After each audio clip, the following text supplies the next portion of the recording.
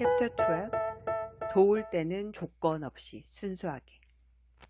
앞서 우리는 수건 재사용을 권유하는 대부분의 호텔이 환경보호의 중요성을 일깨우는 방식으로 손님들의 참여를 유도하는 것을 살펴보았다. 그 중에 일부 호텔은 손님들의 협조를 끌어내기 위해 그 밖에 다른 조치를 시행하기도 한다. 즉, 협조하는 손님들에게 인센티브를 제공하는 것이다. 그러니까 손님들이 수건을 재사용할 경우 호텔 측이 전기 절감액 중 일부를 비영리 환경보호단체에 기부할 것임을 명시하는 것이다. 이런 메시지를 생각해내는 사람들이 인센티브가 효과적일 것이라고 생각하는 이유는 짐작할 만하다. 대부분의 사람들 역시 직관적으로 인센티브는 효과가 있을 것이라고 생각한다. 예를 들어 아이들이 방을 치우게 하는데 아이스크림만큼 뛰어난 능력을 발휘하는 것은 없으며 적절한 타이밍에 알맞은 보상을 해주면 늙은 개조차도 새로운 기술을 배우게 할 수 있으며 월급 봉투는 아침마다 침대에서 꾸물거리는 시간을 줄여주는 힘이 있다. 비록 제공되는 인센티브가 손님들에게 직접적으로 유익한 것은 아닐지라도 참여할 의욕을 느낄 가능성은 높아 보인다.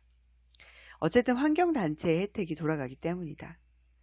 그런데 이것은 정말로 효과가 있을까? 이 점을 알아보기 위해 우리는 같은 호텔에서 또 다른 실험을 시작했다. 어떤 방에는 환경 보호를 강조하는 평범한 카드를 두었고 다른 방에는 인센티브를 약속하며 협조를 구하는 카드를 두었다. 결과는 어땠을까? 인센티브를 약속한 카드나 환경 보호를 강조하는 카드나 효과만에서 별반 다르지 않았다. 왜 그럴까? 실제로 이 메시지가 일반적인 방법보다 더 많은 설득력을 갖추게 하려면 메시지에 살짝 변화를 줘야 한다. 먼저 행동해야지만 뭔가를 주겠다는 사람에게 협조해야 할 의무가 우리에게 있던가? 그런 종류의 교환은 경제적인 거래에서나 통할 뿐이다. 한편 이미 받은 호의를 되돌려주는 상호성의 법칙에는 대단히 강력한 의무감이 형성되기 마련이다. 그러므로 인센티브를 빌미로 한 협조 요청이 손님들을 설득하는 데 일반적인 방법보다 별 효과가 없는 것은 당연하다.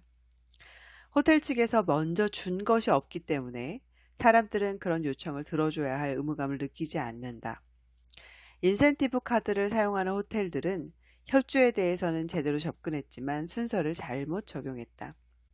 즉, 호의의 순서를 바꿨어야 했다. 다시 말하면 호텔이 먼저 조건 없이 환경단체에 기부를 한 다음 손님들에게 수건 재사용에 대해 적극 동참해달라고 부탁해야 한다. 우리는 이런 의견을 반영한 세 번째 메시지를 만들어 실험을 해보았다.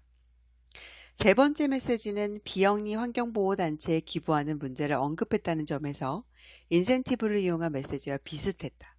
하지만 전 메시지는 손님들이 먼저 협조한다는 조건이 충족되어야만 기부를 하겠다고 했지만 이번 메시지는 호텔이 이미 손님들을 대신해 환경보호단체에 기부를 했다고 밝혔다.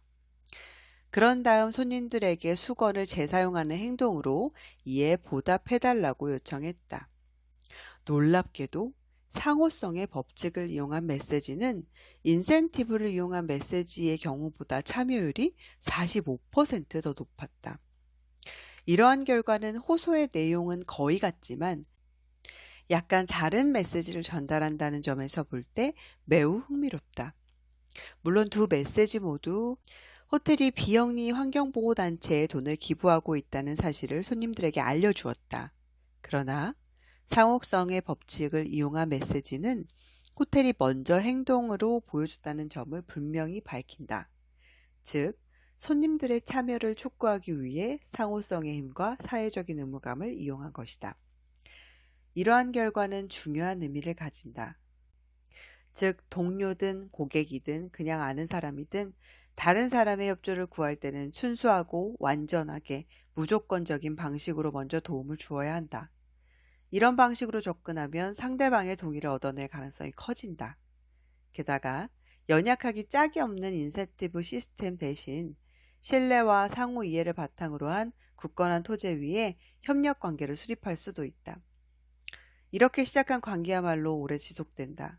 만약 약속한 인센티브를 더 이상 제공할 수 없거나 상대방이 인센티브를 바라지 않는 상황이 되면 그 즉시 당신이 세운 연약한 다리는 금이 가고 인해 무너지고 말 것이다.